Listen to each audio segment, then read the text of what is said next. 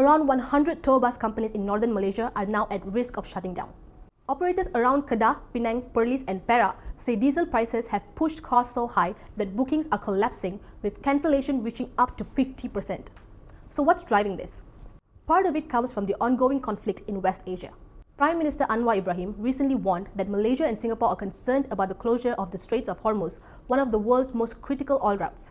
Right now, disruptions along that route are affecting global oil supply. When supply is disrupted at this scale, prices don't just rise, they spike worldwide. And we're already seeing the impacts across Asia.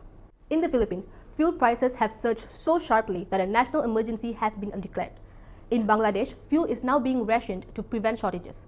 Across Asia, countries are introducing energy-saving measures, including shorter work weeks and reduced fuel use to cope with rising prices and limited supply. This shows that Malaysia is not alone in facing diesel price pressures, but our approach is focused on targeted cash aid for key industries. Back in Malaysia, SMEs and transport operators are feeling the squeeze.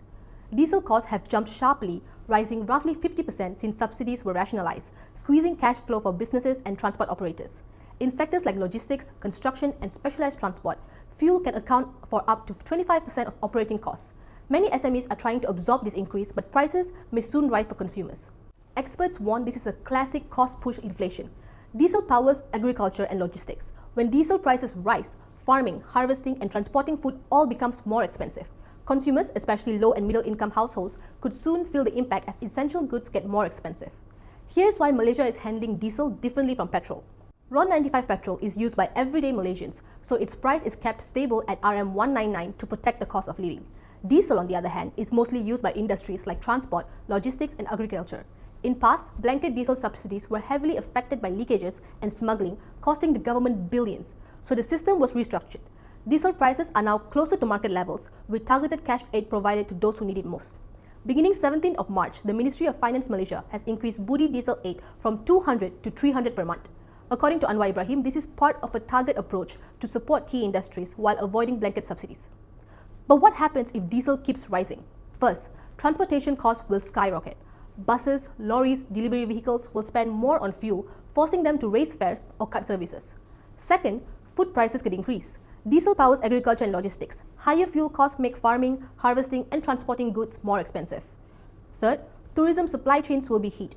Tours, hotels, and related businesses may scale back operations, reducing income for workers and small business owners.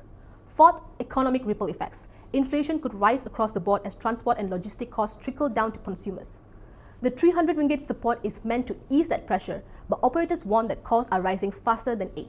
So in the end, this is the bigger picture. Global conflict is disrupting oil supply.